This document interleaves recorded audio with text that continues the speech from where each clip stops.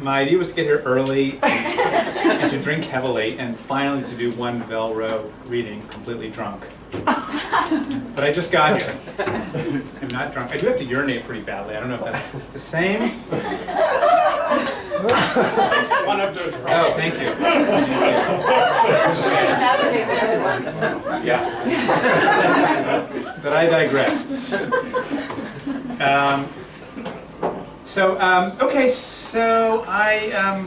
Right, so my first year I wrote short stories. The second year I worked on this weird multi-genre thing that I'll read a little bit of.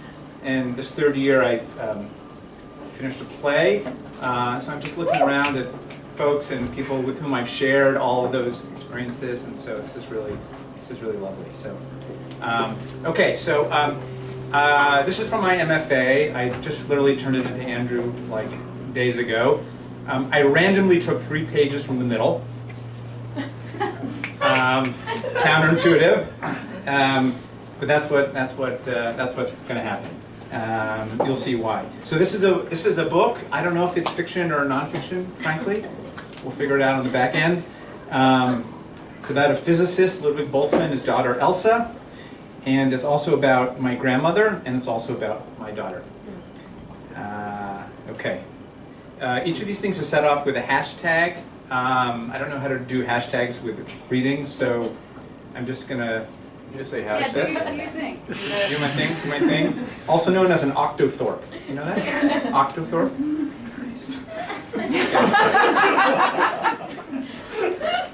Octothorpe Uno. What are our responsibilities in the world? This is not funny anyway, actually. Just let me know. Take 2.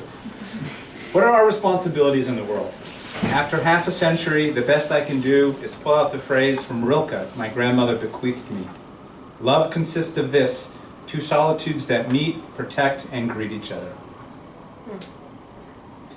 Technically speaking, this phrase is from a letter, not a poem. It was published posthumously in what has itself become an iconic book, Letters to a Young Poet. My grandmother B gave a copy of this to me, and it is where I first read the famous line of Solitudes. It is a book, furthermore, that I associate with Mount St. Victoire in southern France, a spiritual touchstone for Cézanne, who greatly influenced Rilke, that in its warm and naked loneliness is almost another version of Rilke's poem. I didn't have the words for this as a teenager, but in retrospect, it was the first time I understood the absurdity of the boundaries between genres like poetry and letter, or letter and painting, or fiction and memoir. When the creative urge strikes, and a poem, for instance, is birthed inside a letter, the 2 forms greet each other with open arms. Still, I had been stuck on this phrase as if on repeat for decades. Doesn't the timing of the sentence seem off? Wouldn't one first meet, then greet, and then protect in that order, instead of how it is most commonly translated as meet, then protect, and finally greet? Is this a mistranslation? Does greet mean saying casually hello on the street, or is there something more culturally textured embedded in it, a Germanic inflection that would provoke a greeting at the end of an encounter, the way that the British serve cheese at the end of a meal instead of as an appetizer? But perhaps translation is not the process we are after. Is it instead alchemy? If so, what occurs when the circumstantial nature of meeting becomes the circumcision of commitment? We hazard a guess. We posit that this is a dialectical process.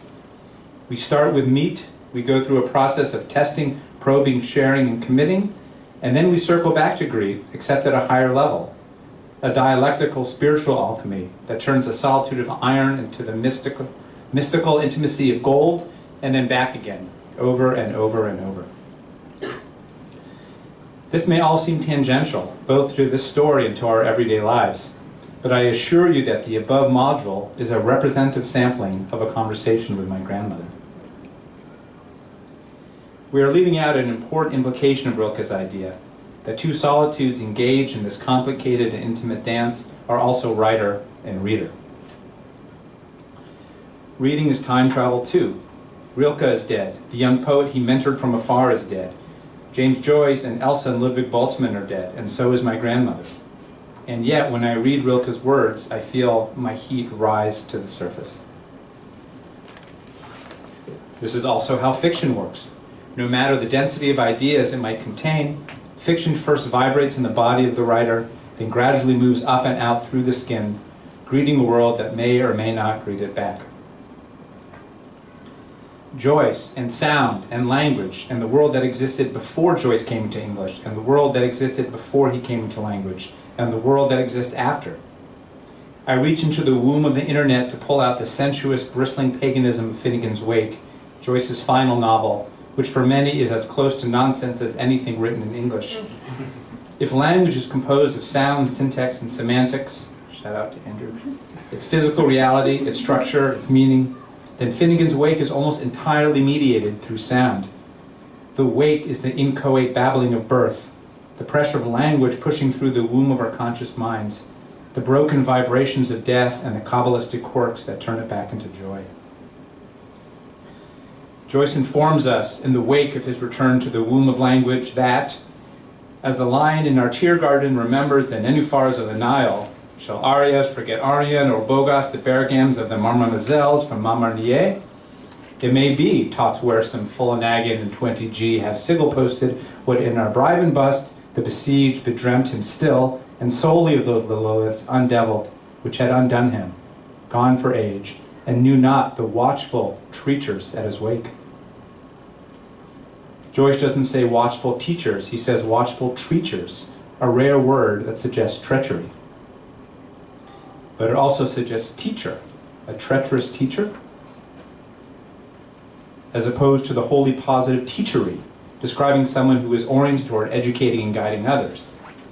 How would I describe him? Oh, he's very teachery, you know? Watchful, watchful, full of time.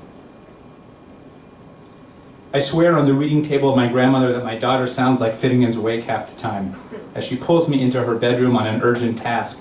Daddy, here's Lilith the baby in her clothes they got unveiled when Azalea was here. And do you know the song she knows? It's like this, but you have to dance. Now put your hands on your knees, okay? Arias forget Aryan or Bogus the Bergams or the Marmamazelles from Marmonier. Daddy, are you listening? Okay, now you say it. I'm trying, baby. I'm trying.